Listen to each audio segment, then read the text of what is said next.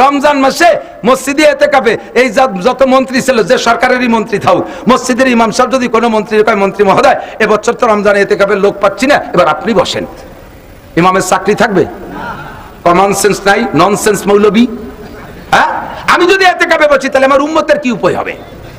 আমি একটা মন্ত্রণালয় চালাই, আমি এমপি, আমার সিটের জনগণের কি উপায় হবে? আমি যদি এতেকাফে 10 দিন বসে থাকি, জাতির কি উপায় হবে? আল্লাহ কয়, মন্ত্রী তুমি, তোমার রমজান লাগবে না, তুমি সারা দেশ চলে না না চলে আমি দেখাই ছাড়ি দেই, রমজানের 6 মাস আগে তোরে বিনি রমজানে এতেকাফে বসাই দেবো, দেখ দেশ চলে না না চলে, বসাই দেছে না কতক্ষণ? যাকে যাকে মন্ত্রী জেলখানায়। এখন কি দুনিয়া অচল হয়ে গেছে নাকি? আমরা খাচ্ছি না, ঘুম পড়তেছি না, আমাকে সালমে কম হচ্ছে, মন্ত্রী নাই বলে ছেলে মেয়ে আছে নাই নাকি? তুই যদি সময় মতো রমজানে এতেকাফে বসতি তাহলে ওই সময় জেলখানার মধ্যে এতেকাফ করা লাগতো না, ঠিক কি না? ফাতেবির ইয়া উলিল আবসার কইতেছি আর খুশি দেখতেছে বিএনপি আর জামাত আর আমরা অন্য দল যারা করি যে আমলিগির মন্ত্রীকে কছে, সব দলের শিক্ষাটা এখান থেকে। ফাতেবির ইয়া উলিল আবসার, এমন বিচার আল্লাহ তাআলা সব দলরে ফখরুদ্দিনের আমলে উভয় দলরে এতেকাফে বসাই দিয়েছিল, মনে আছে না? কথা বলেন, মনে আছে না? এই কাজগুলো সব হুজুর করবে, আইসে মসজিদ ঝাড়ু না দিয়ে ইমাম সাহেবরে আর মুয়াজ্জিনরে ঝাড়ু দেয়। ও হুজুর এখানে আঁকা ওখানে আঁকা, এই মুরগির পায়খানায় আঁকছে, ছাগলের নেতায় পায়খানা করে দিয়ে গেছে, আপনি কি করেন? খালি খাইয়ে খায় পেট মুটারে খাইয়ে খেয়ে শীতে শুয়ে থাকেন, সব গুনাহ হুজুরই রয়েছে, উনি মসজিদ ঝাড়ু দিয়ে সাফ করবে আর উন্ডা সাত দতে তলি রাঠি সভাপতি এসে মসজিদ ঝাড়ু দেবেন, ঠিক আছে? বুঝলেন? এই তো ঠিক আছে।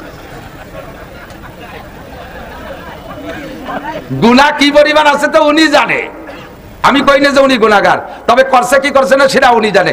আমার গুনাহ ঝাড়ু দিয়ে সাফ করার একটা উত্তম মাধ্যম আল্লাহ তাআলা মসজিদ বানায় দিয়েছে। কষ্টি পাথর, আরে কি বলা হয়, পরশ পাথরের সাথে ছোঁয়া লাগলে, জং পড়া মরিচা পড়া লোহা যদি স্বর্ণ হতে পারে, আল্লাহর ঘর মসজিদের সাথে ছোঁয়া লাগলে যত বড় গুনাহগার হোক না কেন আল্লাহ তাআলা তাকে দামি বানাই দিতে পারে কি পারে না? আবু বকর, এই হলো মসজিদের সম্মান। এই জন্য এখন তুমি কেন আসছো? আবু বকর, আল্লাহে আনা আইজান, আল্লাহর কসম হুজুর আমিও তো সেই উদ্দেশ্যে আসি। দুইজনের কথা শেষ হইতে নাই তো ওমর, আসসালামু আলাইকুম, হুজুর কয় মান আনতা? কানা ওমর, লিমান আনতা, তুমি কেন আসছো? আল্লাহে আনা আইজান। দুই বুড়ো যা বলা বলি করছেন সব শুনছি, আল্লাহর কিরে হুজুর আমিও ওই উত্তে আইছি। শেষ হতি নাতি উসমান, আসসালামু আলাইকুম, মান আনতা? কানা উসমান, লিমান আনতা, লিমা আনতা, তুমি কেন আসছো?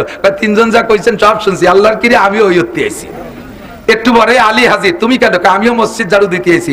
আল্লাহর দুনিয়ায় এই 5 জনের চাইতে দামি মানুষ আখেরি জামানায় কি আর আছে? আর হবে? সেই 5 জন মসজিদ ঝাড়ু দিতে যায় আর আমরা সেখানে যে ক্রেডিট বেলায় বসে থাকি, মোহতাম সাহেব মাদ্রাসার মসজিদে যাই দাঁড়ায় থাকে, ছাত্রকে কায় ঝাড়ু দে, তুমি ঝাড়ুটা নিতে পারো না? তুমি ঝাড়ু নিতে পারো না? তুমি বড় হুজুর হইছো, তুমি পিসাব হইছো, তোমার আমল নামায় গুনাহ নাই? ইস্তাফতি কলবাক, জিজ্ঞেস করে দেখো কত আকাম করে বসে রইছো। আমি মাওলানা নাসির প্রধান বক্তা হিসেবে নারায়ে তাকবীর দিয়ে স্টেজে বসানো হয়, আমার খবর আমি জানি। আমার আভ্যন্তরীণ দোষ যদি আপনারা জানতেন, সম্মান তো দূরের কথা, আমার জুতো দিয়ে বাড়িতে ঘৃণা করতেন, এমন দোষ আমার মধ্যে থাকতে পারে। কাজে আমারটা আমি জানি, সাহেবুল বাইতে আদরা বিমা ফিহে, ঘরওয়ালা জানে ঘরের মধ্যে কি আছে। ও দোস্ত যুবক, তুমি গোপনে গোপনে চেষ্টা করবা, আকাম তো আল্লাহর ফজলে কম করো নাই।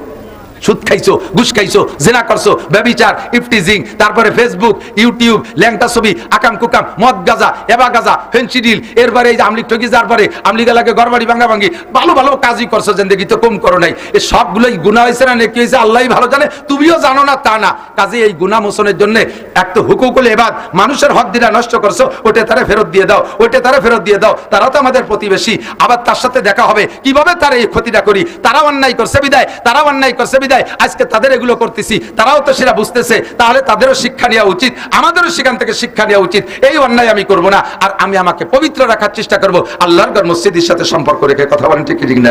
এই হলো কাবাঘর মসজিদ, বাইতুল্লাহ, এটা হলো মধ্যপ্রাচ্য।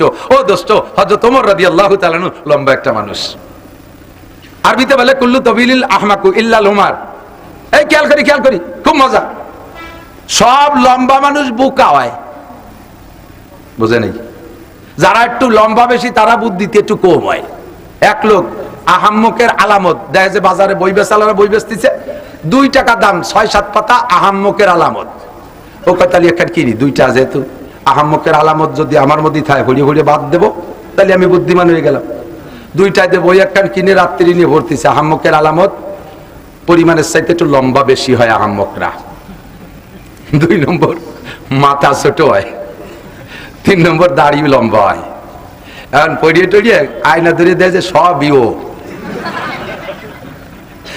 লম্বা তো আর ঠ্যাং কেটে খাটো বানানো যাবে না, ও জায়গা তো আর মাতুবাড়ি চলে না। মাথা ছোট, ওর তো আর পাম্পার দিয়ে ভুলোই বড় বানানো যাবে না। যাদ্দুর ফারি তাদ্দুর তো করি, দাড়ি লম্বাতে এর সাথে পারবানি। এখন দাড়িরে খাটো আরবে ঘর বই রেখে কুদাল কিছু খুঁজে না পাইয়া পরিমাণ মতো দাঁড়িয়ে এলো 1 মুঠ, উনি 1 মুঠ ধরে নিচে কুবো ধরাই দিয়েছে। তো পুড়িয়ে যখন হাতের দাঁড়াইছে তখন হাত পুড়িয়ে বলে ছাড়িয়ে দিয়েছে, ফেরাত করে পুড়িয়ে সামনে পরে কয় সত্যি অরিজিনাল আহম্মক আমি। এই রাত্রি এই সিদ্ধান্ত না নিয়ে সকালবেলা নাফিতের কাছে যে কাটলি কি তো এই বুদ্ধি নাই, আহম্মক বলিতে এই আকামটা করলাম। লম্বা মানুষ বুদ্ধিতে কমায়, কারণ বুদ্ধি তৈরি হলো মাথার কলব দুটিয়ে দিয়ে। এই কলবার মাথা যদি খানিক দূরিয়ে হয়, কলবার মাথায় এই সেটিং হতে দেরি হয়ে যায়, এই জন্য বুদ্ধিতে ফেল করে ফেলে। আর বাইরে মানুষ মাটির তলতে বুদ্ধি চালে, ওকে গাড় খাটো কলবার মাথা কাছাকাছি দম করে বুদ্ধি একটা আটায় মাটির তলতে মানুষের বিপদে ফেলাই দিতে পারে। তো সব লম্বারা বুদ্ধিতে কম, ইল্লা ওমর। ওমর আবার লম্বা হওয়ার সাথে বুকানা। এই ওমর আইসা বেলা একদিন কান দিতেছে, হুজুরকে কান্দ কয়েছে, হুজুর আমার ভয় দিচ্ছে। কি ভয়?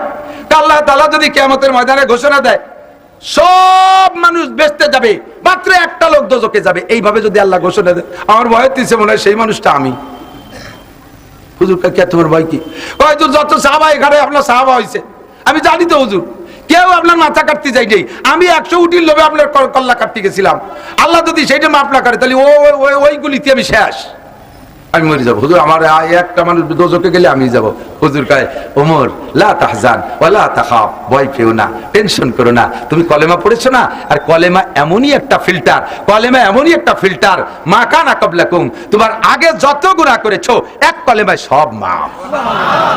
শুধু তাই না, ফাউলাইকা ইউবাদদিলুল্লাহু সাইয়্যাতিহিম হাসানাত, কলেমার কারণে, তওবার কারণে তোমার আগের সমস্ত গুনাহ আল্লাহ তাআলা নেকি দ্বারা পাল্টায় দিবে। খুশি হয়ে চলে গেছে। কয়েকদিন পর আবার হাসতে হাসতে আইছে ফেলফেলাইয়া লম্বা মানুষটা। হুজুর কে কি ওমর পয়সা করি পাইছেন নাকি, এত খুশি? কয় যে না হুজুর, একটা খুশির খবর মনে মনে আসছে। কি খবর? কয় যে আল্লাহ তাআলা যদি কিয়ামতের মাঠে ঘোষণা দেয় কবিরা ছাড়া সব দোজখে যাবে, একটা মানুষ বেহেশতে যাবে, সেই মানুষটা আমি ওমর। আজকে আবার উল্টো বুদ্ধি আইছে মাথায়। হুজুর সেই মানুষটা আমি ওমর। হুজুর কে সার্টিফিকেট আবার পাইলি কয়েনতে?